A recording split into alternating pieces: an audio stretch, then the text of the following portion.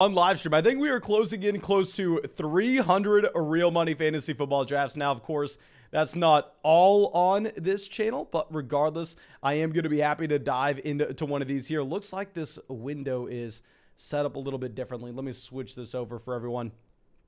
And here, I believe this draft, we only have 3 more spots left. Let's figure out where we are going to be drafting from. And I've drafted at every single selection, God knows how many times. So I feel comfortable talking about fantasy football draft strategy from pretty much any pick at this point of the offseason. So if you're wanting to get in this draft with us, of course, it's going to be over there on Underdog Fantasy. This is going to be a best ball mania draft as well. Just filled. Let's see where we're going to be drafting from, and we will talk about some draft strategy from that position in particular, the 106. So I think we're going to mix it up a little bit at the 106 unless these people at the beginning of the draft surprise us. I know that my strategy in particular may not necessarily be exactly what the average person would do. The average person here is going to go Austin Eckler. That's not me, but we'll talk about what we're going to do whenever we are on the clock. Please make sure, if you have not done so already, go down there, drop a like on this video, subscribe to the channel if you play fantasy football and somehow, some way, you have not subscribed already. But let me go ahead. Let's pull up the chat. Let's see who's out here. We can tell that we have Golf for Life out here who's in this draft with us. Falony is out here in this draft as well. But let me know if we have any issues with the live stream as well, because we had a live stream shut down on us randomly, which of course was brutal. Okay. So we just sent that link out in the live chat for anybody wanting to get into our next draft. And of course, if you want to get into our next draft, you know where you can find that. You know where you will. But 101 on the clock with a Falony here. And Shalom says, hey, brother, I signed up and made my deposit, but never got any of the other stuff. Okay, real quick, if y'all see the ticker down on the bottom, I mean, I'm sure you've heard me talk about it in videos as well. When you go and sign up for Underdog Fantasy, and you use promo code FLOCK, obviously, this is where I draft constantly. There's nothing more fun than hopping in an underdog draft. And dear God, Austin Eckler at the 101. Looks like our draft strategy will be changing, but you get our 2022 rankings, you get our dynasty rankings, you get our dynasty rookie rankings, you get our dynasty rookie draft guide, and you get a 100% deposit match. We've had some people wondering, hey, where am I supposed to get this? So when you sign up for Underdog Fantasy, obviously you have to use an email with your account. They'll go ahead and they will email you everything. It usually takes about an hour. Then they'll send you that welcome email. But that 100% deposit match will happen the second that you deposit with promo code FLOCK. But we are going to be picking at the 106. Let's see what we are doing here. Oh my gosh. I just can't believe we saw Eckler go at the 101. CMC goes at pick 4. I'm in a $500 draft right now on Underdog Fantasy, and I ended up taking Christian McCaffrey at pick 4 as well. And we're going to have a little bit of a different draft strategy in that one. I don't want to dive into it too much because I think there are maybe a few people that watch this channel that know that we are in that draft with them. Okay, yeah, we go Jamar Chase here at pick 6 and CeeDee Lamb at 7. Dear God. Honestly, if we didn't have Austin Eckler sneak into the top 5, I thought we were instead going to end up going Stephon Diggs at pick 6, just strictly based off the running backs in round 2 and almost sliding to the middle of round 3. Being more appealing than a lot of the wide receivers that are going to be available in this range. I mean, now that you have Mike Evans sliding up draft boards where Mike Evans almost exclusively goes at the 1-2 turn, the wide receivers that we're going to be looking at pick 19 is going to be someone like Deebo Samuel. And you may not even have Deebo available to you. Maybe the best wide receiver that you could look at is Tyreek Hill, whereas at running back, you're going to have so many different options. We can get Aaron Jones here at pick 19. You can get DeAndre Swift at pick 19. I've seen Joe Mixon fall this far. So that's why I think in the middle of round 1 on those underdog drafts that I'm going to prefer to go ahead and to fire up a wide receiver in round 1 if we still have access to one of those elite guys. And no, I'm not considering CeeDee Lamb in that elite level tier. I'm going to be considering Cooper Kupp, Justin Jefferson, Jamar Chase, and Stephon Diggs as those guys.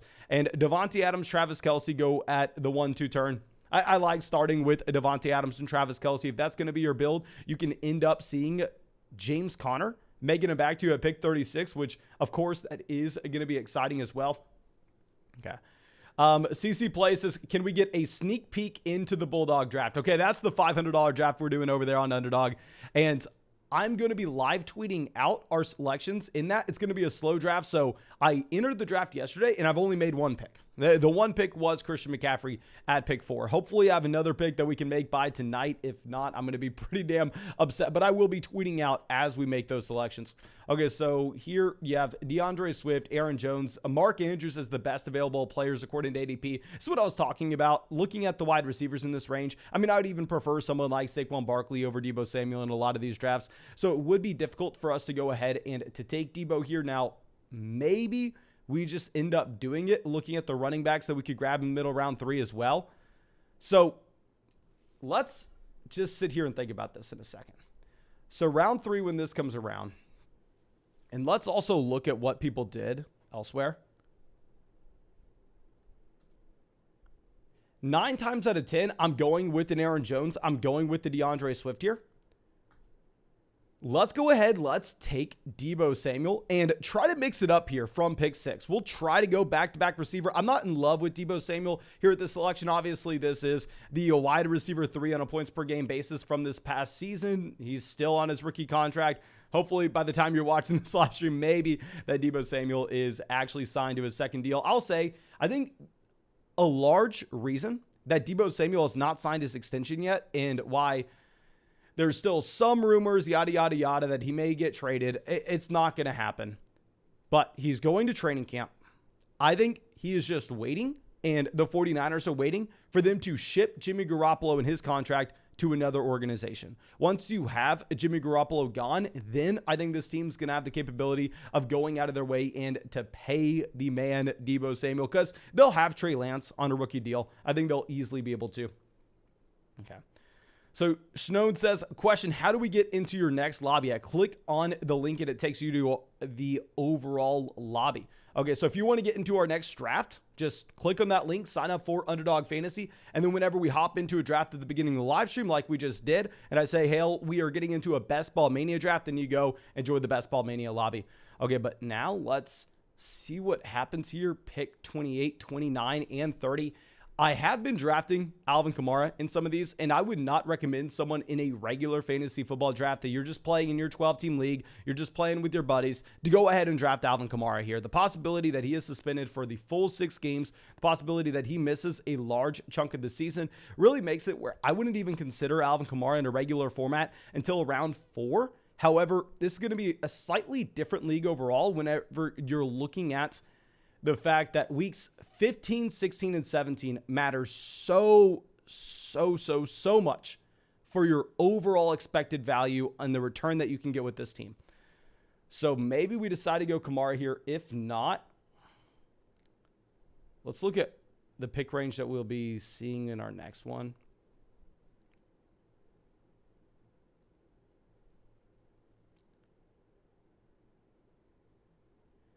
Gosh, dang, this is tough.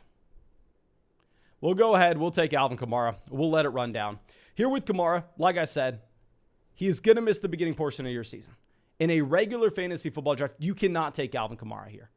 However, this is going to be that Best Ball Mania format where first place gets paid in this league, second place gets paid in this league, but a small percentage of every single league pot is set aside for that massive fantasy football tournament at the very end of the season. Weeks 15, 16, 17. There are $2 million to first, $1 million to second, 500 for, it goes all the way down.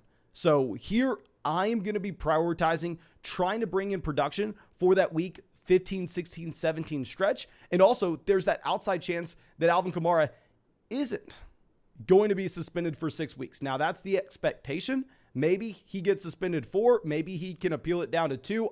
I don't know. There's uncertainty in drafting in July in a large field best ball tournament like this. I think if anything is great, and you can take advantage of the uncertainty and how ADP is going to change so much from now to August. So yes, Alvin Kamara will not be going at pick 30 in a month. If he's suspended 6 weeks, Alvin Kamara will be going in the late 4th.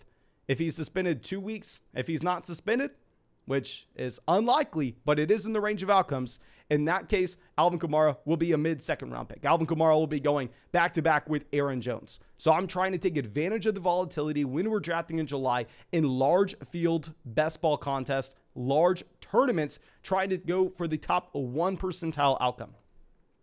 But Green Goblin on the clock. They went Devontae Adams, Travis Kelce at the 1-2 turn. You have Allen Robinson, pick 35. Allen Robinson sliding up. This team decides to go bully tight end. They decide to grab Darren Waller, pick 36. Interesting. And then Patrick Mahomes, obviously, to pair up with Travis Kelce. So they're going with a pseudo 0 RB build through the first 4 rounds here. And really not coming away with a strong wide receiver either. But they are creating a unique team. I think this team definitely has an idea of what they're doing.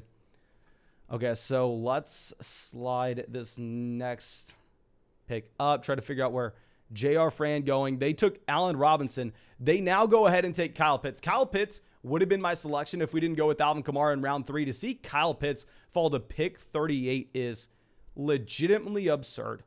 Absurd. Okay, so Jalen Waddle, Travis Etienne, both off the board. I love me both Deontay Johnson and DJ Moore. They're almost an auto pick for me at this 407. I don't even understand how you're seeing DJ Moore still available here. We are going to go ahead and we are going to take DJ Moore. Has an ADP of 37, getting him at 43. We are setting ourselves up with the ability to find some great quality running back values a little bit later on. Maybe in the middle of round 5, we go ahead and grab someone like David Montgomery. Maybe we grab someone like Breece Hall. Maybe in the middle of round 6, we're able to get a Josh Jacobs. So let's go wide receiver heavy at first. Now, if we're talking about quarterback targets we can have later on in these drafts, we're going to be looking at someone like Joe Burrow. We're going to be looking at Trey Lance. Now, Trey Lance is going to be difficult because Lance has slid up in ADP. Now, it used to be beautiful to go ahead and grab Deebo Samuel in the middle of the second, and then you're still able to get Trey Lance on the way back around in the 8th. But Lance very, very rarely makes it that many picks behind like the Dak Prescott tier at this point. Okay. So Justin Herbert goes pick 45. Deontay Johnson, 44. Deontay Johnson's going to end up being one of my most drafted wide receivers in fantasy this year. Just the fact that you're getting the wide receiver 7 on a per game basis, still on his rookie contract, coming off a season where he averaged 10.5 targets a game. The fact that you're getting him like an entire round behind Michael Pittman Jr., an entire round behind Courtland Sutton, behind Allen Robinson, who had a yards per route run of like 1.3 last season. Dear God. Dear God. Okay, so David Montgomery goes pick 49. Montgomery is a running back that I've drafted a lot of as well, just given the fact that David Montgomery sometimes does make it to the middle of round 5, but I'm completely fine also going out of our way and grabbing David Montgomery where he went at pick 49. Like if we're looking at the wide receivers in this range compared to the running backs, I do think you favor running back overall. Now, with this selection, it's going to be super simple. We're going to take George Kittle. We are going to get that correlation here in San Francisco. On top of this, we saw the team earlier in this draft decide to double up with those elite level tight ends with the combination of both Travis Kelce as well as Darren Waller. So I think that inherently, because of what Green Goblin did here in his second and third round selections, I think that we should see tight ends later on in this draft slide up boards just a little bit. If we're looking at George Kittle, this is someone that has led the NFL on average with yards per route run over the past 3 years. I don't love Trey Lance in terms of the passing volume that should be available in this offense. I think actually the 49ers are a dark horse to lead the NFL in rushing attempts this upcoming season. But still, to get this price point on Kittle, to get this price point on Deebo Samuel, that's almost baked in. People are expecting that you have significant regression with the overall pass-to-run ratio. And real quick, if you have not done so already, please, please, please, go down there, drop a like in the live stream. If we get, let's call it, if we get 170 likes in this live stream, we will go ahead and get another draft after this. 170 likes in this live stream, we'll get another one. Now, you have a little bit of a run on wide receivers with Cooks, Bateman, Juju Smith-Schuster, Chris Godwin going off the board. So Josh Jacobs goes pick 59. I'd imagine Green Goblin was probably hoping to get someone like Josh Jacobs making it to him. Maybe he decides to go J.K. Dobbins here. This is a team that he goes Dobbins. He had not had a running back up into this point. I'd imagine at this pick, he probably leans with the receiver. I mean, I don't necessarily know who else he would go with. Maybe if you try to get real cute and real unique with it, he decided to go ahead and take someone like Kyler Murray or Jalen Hurts to build around 2 elite level quarterbacks and 2 elite level tight ends. But that's That would be so difficult to pull off. So let's recap our draft real quick for anybody just now coming in here. We decided to go wide receiver early with the combination of Jamar Chase and Deebo Samuel. Wasn't necessarily planning on taking Deebo Samuel in the middle of the second. I mean, a lot of drafts, you're actually getting a top level running back falling to you in the second round. Now, Alvin Kamara, I understand that we are probably making a bad selection here in terms of the median projection. If you're just talking about median projections, Alvin Kamara should be going later than this. But since this is not just a regular 12-team fantasy football league, and instead this is a best ball tournament where weeks 15, 16, and 17 are prioritized, I'm going to be caring more about the top 1 percentile outcome, especially at the back half of the season. So I'm not going to care as much about the potential suspension in this format in particular. So I am fine taking Alvin Kamara pick 30. My other option we would have gone with actually didn't go off the board until pick 38, which would have been Kyle Pitts. DJ Moore pick 43, almost an auto pick for me, as well as George Kittle pick 54. Love the stack up with Deebo Samuel, as well as the fact that I think I just have a theory here that tight ends are probably going to slide up this board a little bit because Kelsey and Waller went to the same team. But Russell Gage going, y'all know we talked about Russell Gage a lot. And I want to say almost 2 to 3 videos back to back to back, like 3 weeks ago. I cannot draft Russell Gage here. To take Russell Gage in the middle of the 6th round, that's where it's getting a little bit crazy for me. Now, we're going to go ahead. We're going to take Jalen Hurts, pick 67. Now, with Jalen Hurts, no, we do not have a Philadelphia Eagle. No, I don't even think we have a shot at getting a Philadelphia Eagle making it back to us. I mean, it would be a surprise if Devontae Smith were to make it back to pick 78. But what I really like about Jalen Hurts is he's playing behind an elite offensive line. And more importantly, I don't care about having a passing down option with Jalen Hurts and bringing in a stack, bringing in correlation in Philadelphia, because with Jalen Hurts, I'm drafting Jalen Hurts in large part and almost primarily due to his overall rushing production and the ceiling that gives him from a fantasy football context. So Jalen Hurts, I believe, has it in the range of outcomes to be the quarterback 1 overall in fantasy this season. Of course, nowhere close to that in terms of a talent level from the NFL, but we're not trying to come out here and trying to draft the most talented team.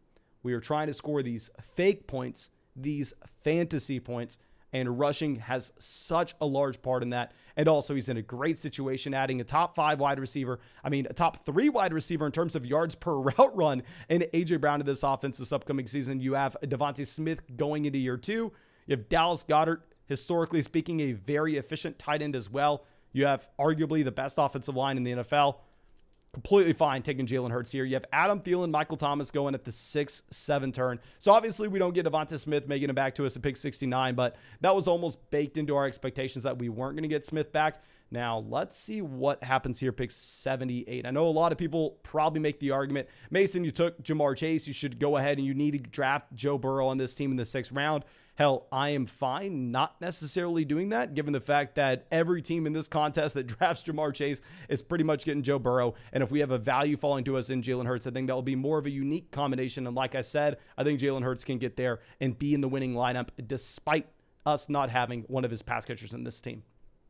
Okay, so we have 2 players falling very far in ADP in both A.J. Dillon and Joe Burrow. Now, A.J. Dillon isn't someone that I've drafted a whole lot of this season, just given the fact that if you're looking at A.J. Dillon, this is a running back that we know for a damn fact is not the starting running back in his backfield. Now, the contingency value that he has, if something were to occur to Aaron Jones, I think A.J. Dillon would be a late round 1, early round 2 fantasy football draft pick. So with that knowledge, I think we almost have to go ahead and take A.J. Dillon here at pick 78 because we are trying to draft with uncertainty. We are trying to either finish 12th, dead last in this league, or we are trying to draft a super team that almost nobody else can recreate. So it would have been really nice for us to have Joe Burrow making it back to us at pick 78. It would have been nice for us to bring in that stack with Jamar Chase at a massive value, not necessarily doing it before his ADP, but if it would have happened almost a round after, that would have been more of a unique combination to have both Jalen Hurts and Joe Burrow on the same roster. I'd been fine with it, but we're going to take Dillon here, and we are really, really going to hope that we end up getting Trey Lance making it back, which is in the range of outcomes because you look at these teams at the end, they already have elite level quarterbacks. We have both Deebo Samuel and George Kittle as well. So those are 2 teams that potentially would have taken Lance previously that are not going to be in the market for him now, or at least shouldn't, yada, yada, yada. If Lance falls in 91, this team's a smash. 100%. Okay. So Clyde Edwards-Helaire goes off the board at 83. Tony Pollard, 84. Interesting to see Pollard here. I'm not necessarily a massive fan of Pollard, given the fact that if you're looking at the difference between, say, a Tony Pollard and an A.J. Dillon, with Tony Pollard, I have a hard time believing that he ever makes a large enough difference to provide spike weeks without an injury to Ezekiel Elliott. Where we know A.J. Dillon, based on what we saw down the stretch last year with his overall usage, I think that A.J. Dillon could potentially still spike into our starting lineup in specific weeks where he possibly scores 2 touchdowns, even without an Aaron Jones injury. Now, I'm sorry, I'm losing my train of thought because we are 3 picks away here. We are 3 picks away. Please, fantasy football gods. Fantasy football gods. We have Debo. We have Kittle. But we do not have Trey Lance, apparently. Trey Lance goes pick 89. That freaking sucks. Oh, it's brutal. This team's not dead by any means because you're looking at Jalen Hurts as a quarterback that, like I said, I think he does have top 3 overall upside at the position.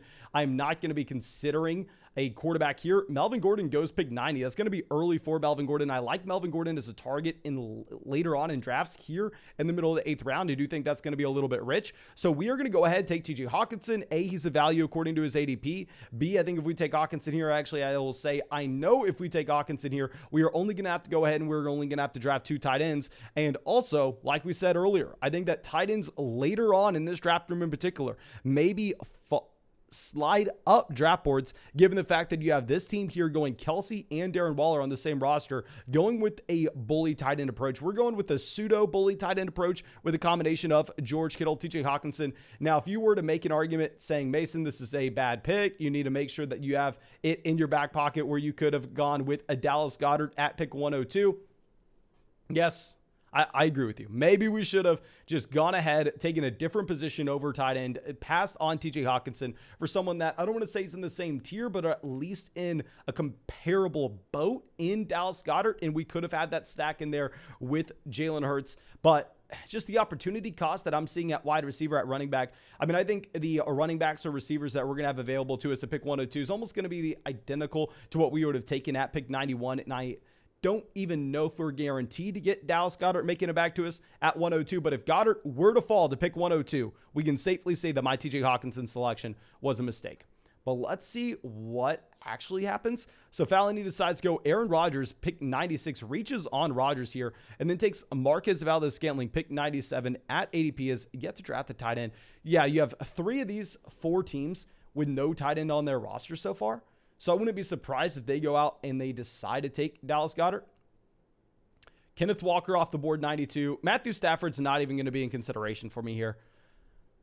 Maybe I'm disrespecting Matthew Stafford, but I'm really only going to be considering Stafford on those builds where I decided to take Cooper Kupp at the beginning of the first. And then if we got Cooper Kupp at the beginning of the first, I will be willing to take Stafford at the beginning of the 9th. I just don't understand. I couldn't see it in the range of outcomes for Matthew Stafford to be a part of the winning lineup outside of Cooper Kupp finishing as a top 3 wide receiver overall. Like, I think that you almost have to have that Cooper Kupp success, or you almost have to have the success for someone like Allen Robinson if Stafford is going to be a quote-unquote league-winning quarterback. Now, yes, if Stafford, say, were to fall to pick 115, I would go ahead. I'll take Stafford here and then try to bring in a Van Jefferson, maybe a Tutu Atwell selection at the very, very end of this draft. But let's take Tyler Lockett at 102. I understand Lockett, by far and away the worst situation that you're going to find him in any point of his NFL career. Now, what I will say is Tyler Lockett, on average, over the past 3 years, has been a top 24 wide receiver. On top of that, what I'll say with Tyler Lockett is this is a wide receiver that will provide random spike weeks in a best ball format in particular. And I think that there is some variance in these ADPs for the Seattle Seahawks wide receivers and for DJ Moore particularly right now. Because I tweeted this out a couple weeks ago. Of course, my tweet means absolutely nothing, but just to let you know where my thought process is on this, I would be very surprised if you have Drew Lock and Sam Darnold as starting quarterbacks in week 1 and Jimmy Garoppolo and Baker Mayfield on the bench somewhere. It makes too much sense for one of those teams in either Seattle or Carolina to try to make a play if you can pick up one of those quarterbacks for essentially free. So I would love to see a Jimmy Garoppolo to Carolina. I would love to see a Baker Mayfield to Seattle. And say Baker Mayfield does indeed get traded to Seattle. Are you ever going to be able to draft Tyler Lockett outside the top 100 picks again? Is Lockett someone going after Olave, after MVS, after Tony, after Burks, after Christian Kirk, after Ayuk, after Allen Lazard? I mean, 22 picks behind Allen Lazard. Tyler Lockett was a player going at the 4-5 turn last year. Now, of course, Baker Mayfield is no Russell Wilson. I don't think his ADP could rise to that point ever again. But still, I'm completely fine with this price point. Okay, so speaking on Stafford potentially making his way into this lineup, like I said, I'm not considering him in round 9 unless we had Cooper Kupp. But if we do indeed get Stafford falling 21 picks in his ADP, I think we almost have to go ahead and we have to take Stafford. And then we're going to have to try to backfill with a Van Jefferson later on. What sucks is we're not going to be able to take Tyler Higbee because we already have both of those tight ends. But we could go with a Matthew Stafford, take Van Jefferson, maybe even a Darrell Henderson, maybe try to make some... Now, it wouldn't be great, but just based on unique combinations overall, I think it would be something we have to do. Okay, Golf for Life, taking this down to the very end here. They go Chase Edmonds, pick 111. Edmonds would have been a player in consideration for us for this. Hopefully, we see Zach Ertz go off the board. Now, none of these teams have an incentive to take Ertz. Stafford goes 113, so we're not taking Stafford. Didn't really want to take Stafford anyway.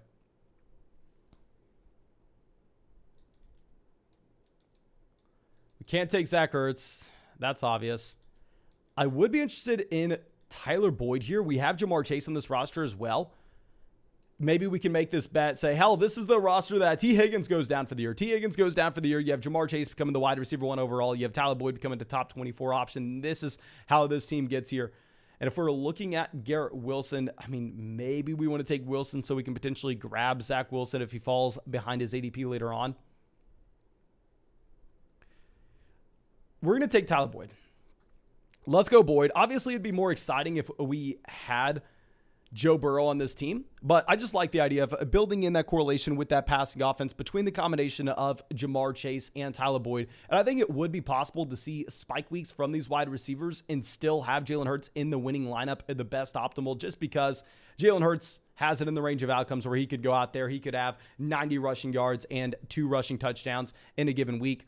So I'm going to be fine taking Boyd here. Moving on. And this point, if we go back through, I think that we could say if we knew that we were going to have this value making it to us, and Tyler Lockett in the 9th, Tyler Boyd in the 10th, DJ Moore at pick 43, maybe in a vacuum, I would prefer to just go back in time and remove Deebo Samuel off this roster and take Saquon Barkley as well. But still, we didn't know if we were going to have that running back value falling to us later on. Of course, you have to just go into every draft almost blind and try to navigate your way through and figure out what your league mates are actually doing. I don't think we're behind the 8 ball by any means with this team at the running back position. We still have Kamara. We still have A.J. Dillon. There is a universe out there where both running backs are top 5 options this upcoming season. Of course, it would take an Aaron Jones injury, but I think this team does have a ton of upside so far. So Garrett Wilson goes pick 117. Justin Fields off the board. Justin Fields is one of those quarterbacks that I'm not necessarily targeting in drafts, but I would be completely fine taking Justin Fields on a roster where we don't have a Chicago Bears pass catcher as well. You can always get Velus Jones Jr., Byron Pringle in the last round, but also Justin Fields, very similar to Jalen Hurts. I don't necessarily think you have to have one of his pass catchers because he could get there off his rushing production and rushing ceiling alone. Okay, so let's slide this up. Hopefully we get a Freiermuth selection off the board before we are on. So Christian Watson goes pick 120. That's going to be to Fallon, who decided to reach on Aaron Rodgers a little bit early on. So I'm imagining he's probably pretty excited to get Christian Watson falling to him. I love this ADP of Christian Watson. Caleb says, isn't Alvin Kamara going to miss 6 games? 100%. The expectation currently is Alvin Kamara is going to miss 6 games. Now, of course, that's not set in stone. We don't know if the suspension ends up being 4 games and then he appeals it down to 2. We don't know if he's suspended. Nothing is set in stone. I will say that. And with variance, that's what I want to target in fantasy football drafts in July when it's a $25 buy-in and $2 million at first. And on top of that, because you are incentivized to prioritize production in weeks 15, 16, and 17, while we take Alvin Kamara in the third and his advance rates lower on average than other players that are going to be in the third round, we are less likely to win this 12-team league, to get second in this 12-team league. Hell, I'm looking at production in those final 3 weeks for the real money for the life-changing money. But Dameon Pierce goes pick 123. Interesting. So if we're looking at the possibility of taking a wide receiver here, whether that's Rondale Moore or Jarvis Landry, we could take 6, find our way into a 6 running back build as well, possibly go 3 quarterbacks, 6 running backs, 7 receivers, 2 tight ends. I think that is in the range of outcomes. Let's see what this team does right before us. They have Joe Burrow, Justin Fields at quarterback. They go Alexander Madison. Do we just take Rachaad White and reach on him? I think that's going to be the play here. I mean, if you're looking at Rachaad White compared to Jarvis Landry and Mecole Hardman, I don't necessarily think we ever take Rachaad White and then we look back on this draft and go, you know what would have won this for us? You know what would have been completely different? If we go Jarvis Landry turns into a top 5 wide receiver this season. If that's not happening, I don't think it's in the range of outcomes. So we will go ahead. We will reach on Rachaad White here, as I feel like those wide receivers don't have a path to truly become league-winning players, especially when we're taking them as our wide receiver 6.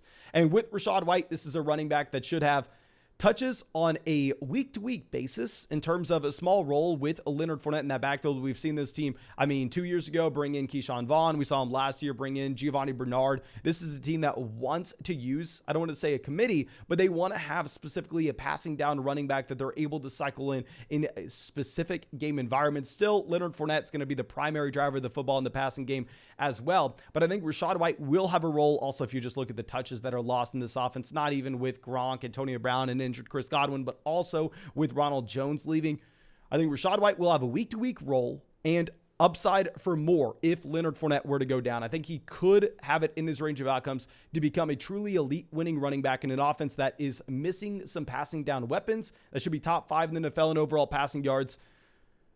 And he was the best pass-catching running back in this year's NFL draft. So let's see some people hopefully take Pat Freiermuth. Someone get Freiermuth off the board, please.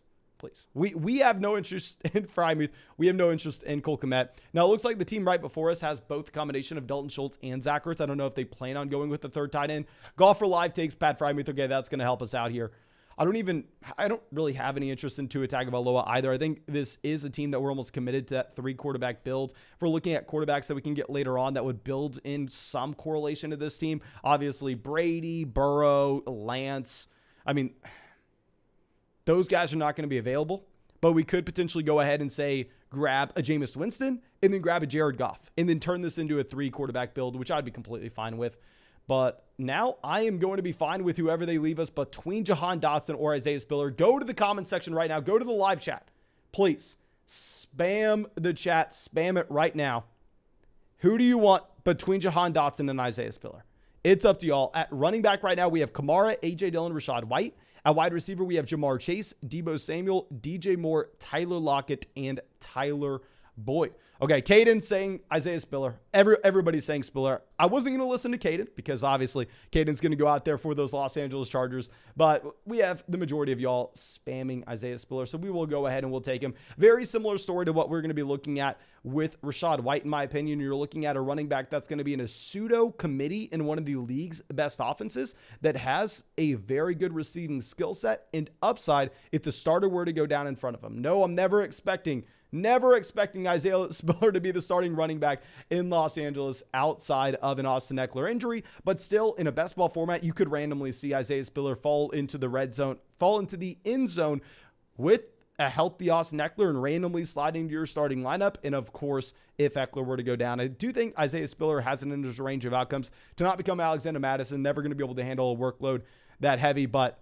hell, he could be a running back that's getting 6 targets a week from Justin Herbert in an offense where you just had 20 total touchdowns last year for Austin Eckler. 100%. I like that. Okay.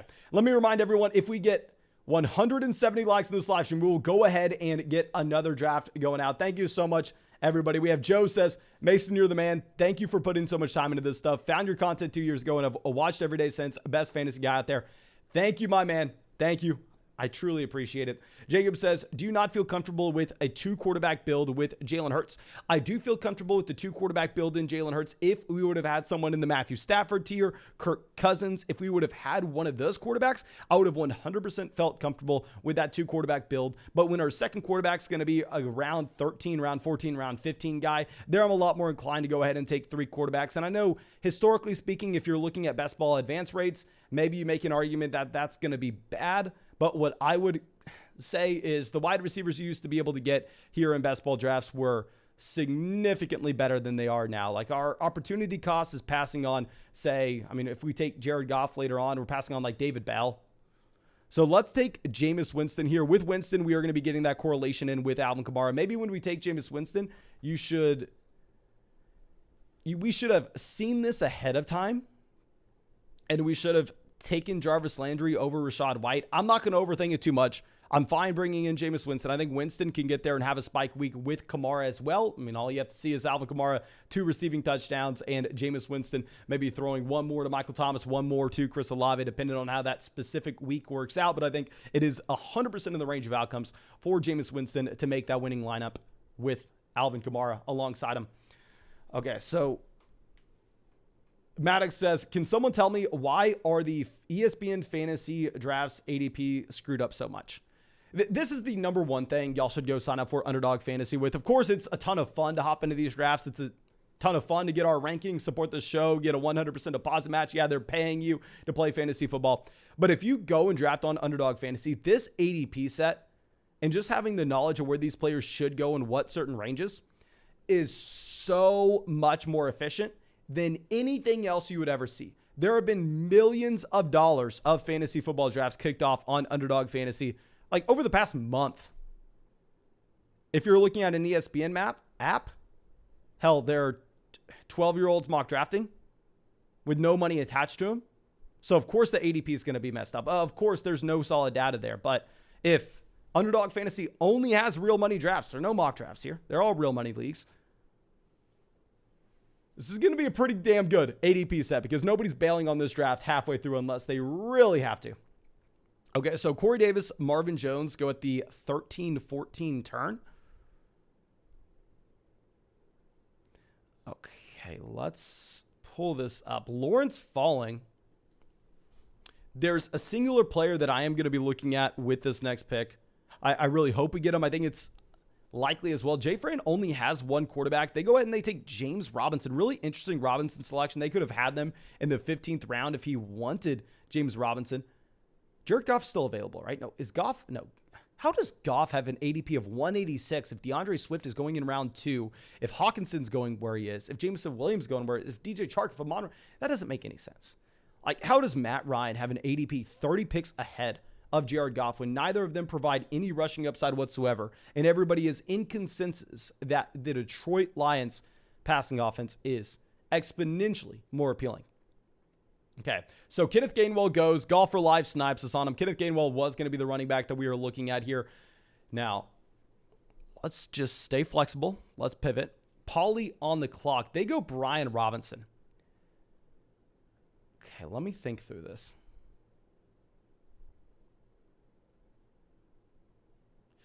Let's go ahead. Let's take Tyler Algier. Now, maybe my brain's broken, but when I see a player ever fall 20 picks past their ADP on Underdog, I almost just want to auto pick them, especially if you're looking at the fact that I'm getting in almost 300 real money fantasy football drafts at this point on Underdog.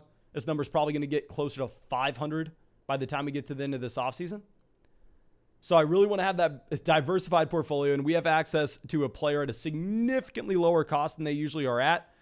Like, I'm inclined to go take Trevor Lawrence here. Now, if we would have had the option of grabbing Marvin Jones, say in the 15th round, I probably would have taken Trevor Lawrence, but we can't draft Evan Ingram. We already have 2 top-level tight ends with the combination of George Kittle and TJ Hawkinson, and Marvin Jones goes at pick 157.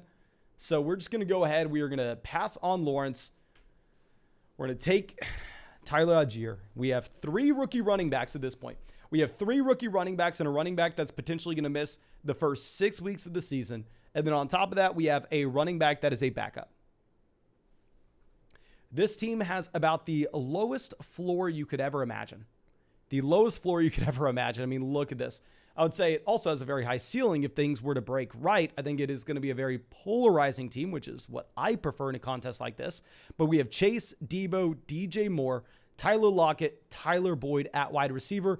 We have at running back, Alvin Kamara, AJ Dillon, Rashad White, Isaiah Spiller, and Tyler Algier. At tight end, we should have, in theory, a top 3 tight end every single week in the combination of George Kittle and TJ Hawkinson. We have Jalen Hurts, Jameis Winston, and then probably at the end of this draft, we are going to go ahead and we are going to be grabbing Jared Goff as well.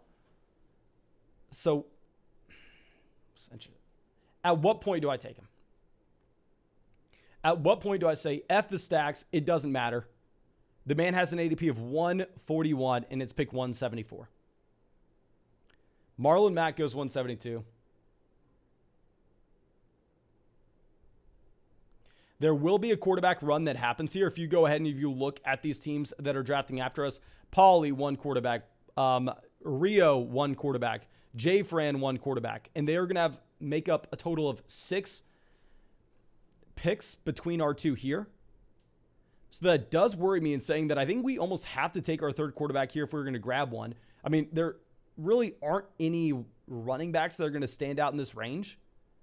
So I'm going to say F the stack, F the correlation. He has an ADP of quarterback 18. He has an ADP of 141. The value is too much to pass up on, in my opinion.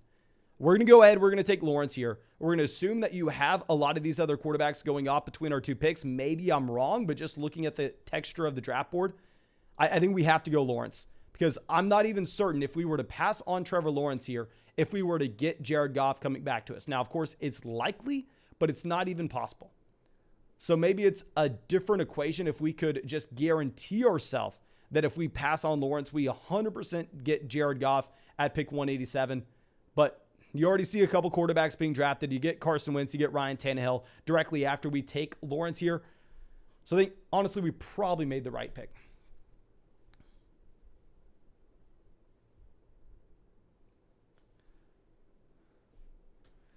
Okay, so Robbie Anderson goes 178. I would have been interested in getting Robbie Anderson coming in as our last wide receiver here. I do think we are going to have to potentially take 2 more running backs, which is, of course, tough to see. But I would say that if you look at historical data according to ADP drafts, 100% of the time, you need to be loading up and overloading on wide receivers in this range. The more wide receivers that you have on your roster, the better, because the volatility that they bring in a best ball format. And historically speaking, that has been severely undervalued, criminally undervalued.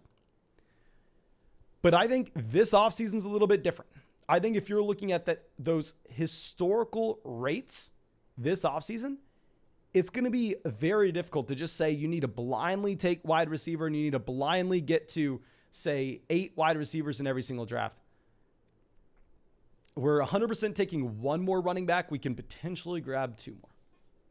And even though I know any smart person on the planet would tell you, you grab 1 more and you're done. Let me say that right now. Let me clarify that right now. I understand what any smart person on the planet would do, but I'm also looking at a team where we have Kittle and Hawkinson. So assuming that we could potentially get a random spike week in the flex spot from one of those tight ends. So I think maybe having that extra wide receiver depth and bringing in a player like Isaiah McKenzie is not as important as it would be in another build. So Mac Jones goes pick 185. Let's see where Pauly goes. He goes AJ Green. So we're going to take Mark Ingram. Now, very rarely do I like the idea of handcuffing your running backs. If you're playing in a regular fantasy football league, I do not like the idea of handcuffing our running backs. But if we're looking at advance rates in general, I think it would make sense if we were to take Mark Ingram here, say that you have Alvin Kamara missing the majority of the season, and then somehow, some way, we are one of the only teams that is able to sneak Alvin Kamara into that tournament stretch in weeks 14, 15, 16. Also, I think we need some type of running back production at the beginning of the season with all the rookies that we have on this team as well. So let's go ahead. Let's take Mark Ingram 187, and then we can reevaluate. We're definitely going to bring in 1 more receiver minimum, probably 2 more wide receivers, but I don't want to just blindly draft wide receiver based on historical advance rates because I do think the opportunity cost here is just completely different than what you would have seen in other years. Okay, so Zach Wilson, Deshaun Watson go 190, 191. I have found myself drafting Watson a decent amount in this range. Very similar to what we're talking about with Kamara. Yes, it's probably likely at this point, likely that Watson misses an entire season.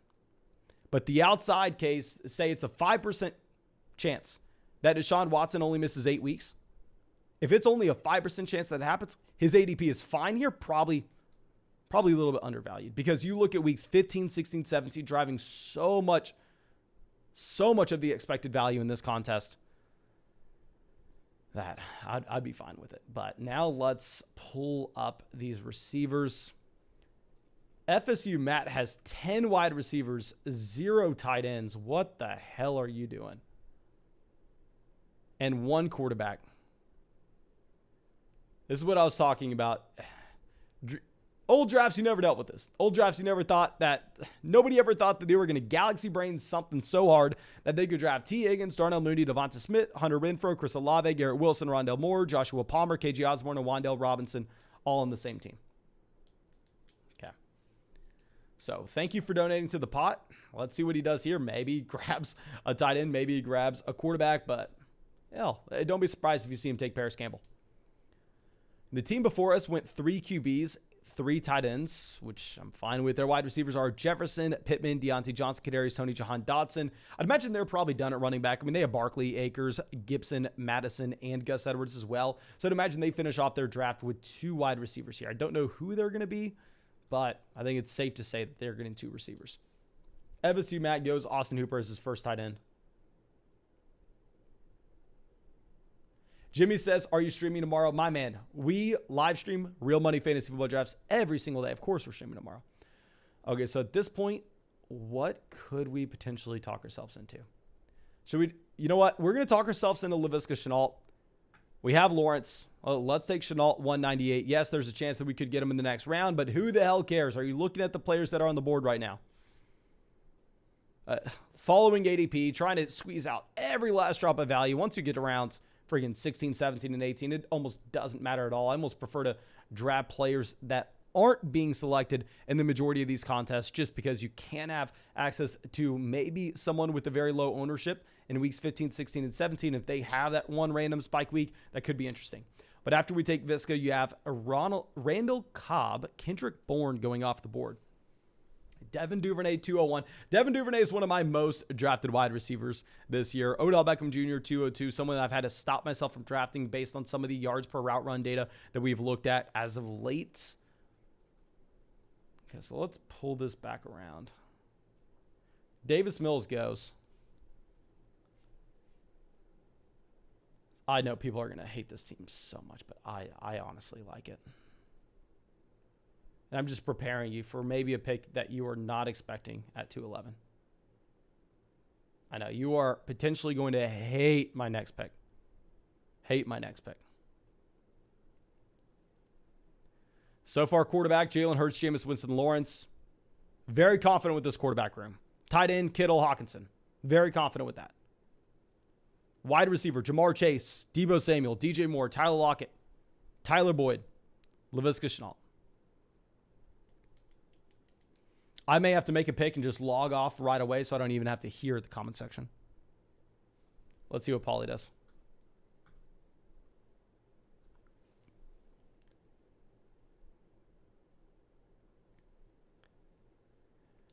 And in past years, this would have been the worst selection you could ever think of. Any smart person on the planet is still making the argument that it's the worst selection you could ever make. But I think historical data, historical advance rates, completely different now than they used to be. Should we pass on John Mechie for Jerick McKinnon? Should we take 7 running backs with this team and only have 6 receivers? Probably not going to, or probably just going to go ahead and take John Mechie.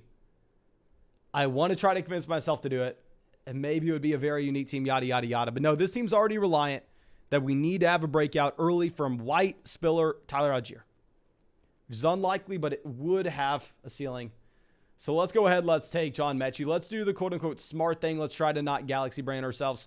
But it looks like we are going to end the live stream here. Thank you so much for everybody dropping a like on the stream, subscribing to the channel. I appreciate you all. I hope you have a great day, a great 4th of July. You know, I will be getting in another draft tomorrow, another draft after that, another draft after that, because there is nothing more fun than these underdog drafts. Go join the link in the description and hop into our next draft. But thank you again. I appreciate you and hope you have a great day.